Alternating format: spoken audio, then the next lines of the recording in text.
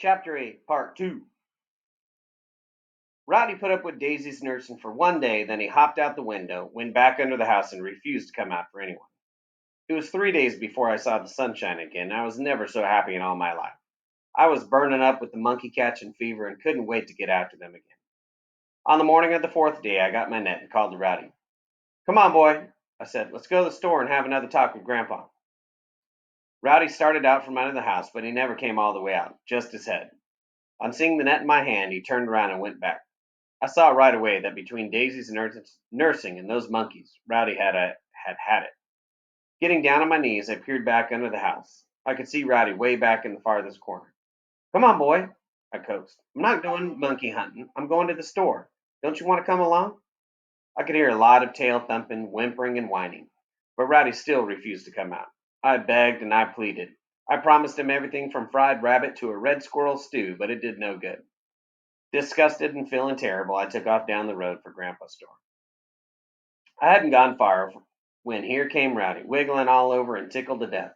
Once he had seen that I wasn't going to the bottoms where those monkeys were, he was willing to come along. "You should be ashamed of yourself, Rowdy," I said. "A great big dog like you, scared of little old monkeys." I really didn't mean what I had said to Rowdy, because way down deep I was just as scared of those monkeys as he was, but I was still determined to catch every last one of them. Grandpa must have been expecting me, because just before I got to the store, he came out onto the porch and looked down the road. On seeing me, he sat down in his favorite chair and waited for me. As I walked up, he peered at me over his glasses and said, "Well, how did it go?" "It didn't go so good, Grandpa," I said as I leaned the net up against the store. "Didn't the net work?" Grandpa asked. "Oh, yes, it worked, Grandpa," I said. "It worked just like you said it would. I caught two of the little monkeys, but they got away from me." "Got away?" Grandpa said. "How'd that happen?" "I really don't know how it happened, Grandpa," I said. "One minute I had two in the net, and the next minute they were gone. I was pretty busy at the time and didn't see exactly what did happen." Grandpa arched his eyebrows and said, "Busy? What were you doing?" "I was fighting monkeys, Grandpa," I said. "That's what I was doing. They were eating Rowdy and me up. Look." Stepping over close to Grandpa, I showed him the scabbed over monkey bites on my arms and legs. Grandpa looked me over, let out a long whistle. "Boy, they sure did get a hold of you, didn't they? Did it hurt?" "Hurt?" I said. "I'll say it hurt. It made me sick. I've been in bed for 3 days. I never was so sore and stiff in all my life. You think a squirrel can bite, you just ought to get bit by a monkey." "How did all this happen?" Grandpa asked. "Tell me about it." I told Grandpa everything that had happened from the time I jerked the blue ring on the net until the monkeys got away. I ended up by saying, "I don't believe those monkeys can be caught." "Oh, yes, they can," Grandpa said. "Just remember what I told you about animals. They never one, sorry, there never was one that couldn't be caught, and always keep more than one iron in the fire." "I know, Grandpa," I said, "but I'm afraid if things keep going like they're going, we're going to run out of irons and the fire's out." Grandpa laughed, got up from his chair, and said, "Come here. I've got something to show you." I followed Grandpa into the store and watched while he reached up on a shelf and picked up an envelope. Waving it in front of his face, Grandpa grinned and said, "You know what this is?" I shook my head. "This is a letter from an animal trainer down in Florida," Grandpa said. "He's the fellow that trains animals for that circus. He trained that $100 monkey." "He did?" I said. "He must be a darn good trainer because that is the smartest monkey in the world. I didn't see him do it, but I'm pretty sure that while those other monkeys were chewing on Rowdy and me, he sneaked in and let those two in the net loose." "I wouldn't doubt that a bit," Grandpa said. "He's smart enough, all right. Do you know that monkey has a name?" "A name?" I said, very surprised. "Who ever heard of a monkey having a name?" "I never gave it much thought," Grandpa said, "but after I read this letter, I got to thinking. Practically all tame animals have names. Take your old milk cow. Her name is Sally Gooden. Your dad's two mules are named Fred and George. My buggy mares are named Molly and Bertie." "I know," Grandpa said.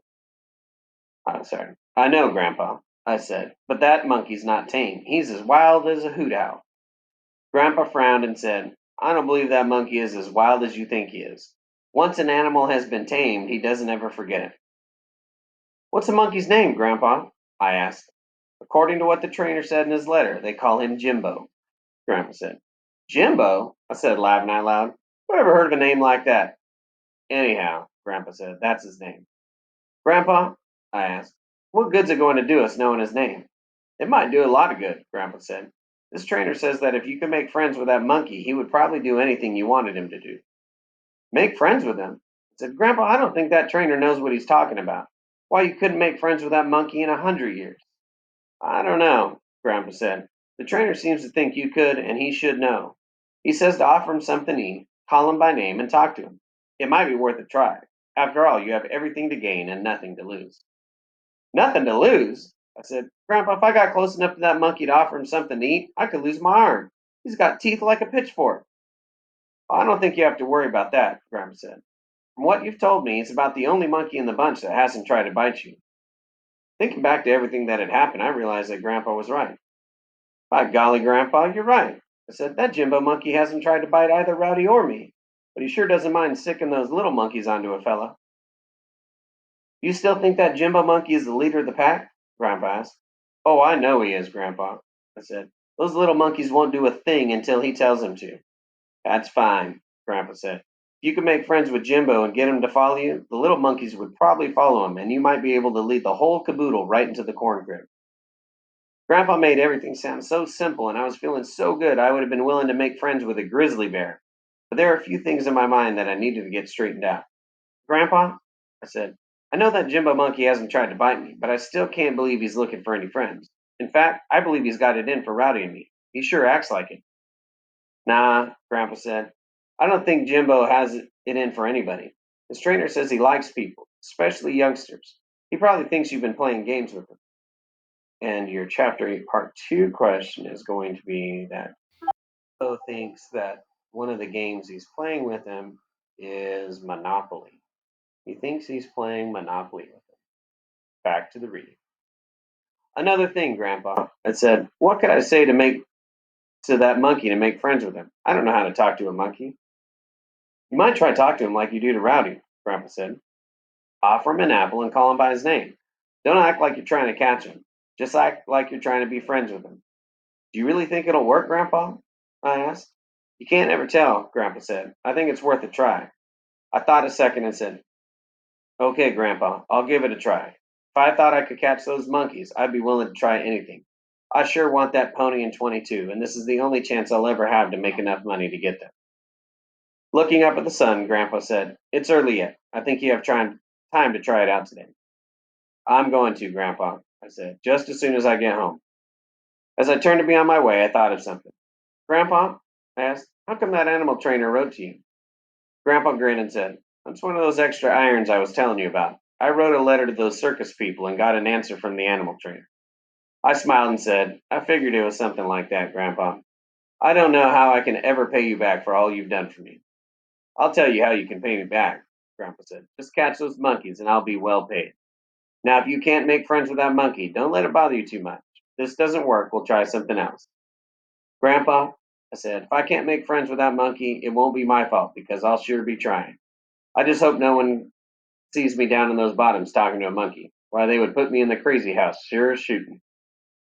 Grandpa laughed and said, oh, I don't think anything like that's going to happen. You wouldn't sound half as bad talking to a monkey as some of those farmers do talking to their mules. I laughed and said, I know what you mean, Grandpa. Sometimes I listen to Papa talking to our mules while he's working them. If I was a mule and somebody yelled gee and haw at me all day long, I wouldn't do anything. I'd have a runaway every 15 minutes. Grandpa said, you have to let animals know who the boss is, or they'll take advantage of you. Well, I said, I better be on my way. I'm anxious to see if I can make friends with that monkey. I am too, Grandpa said. Let me know how you come out. End of chapter 8.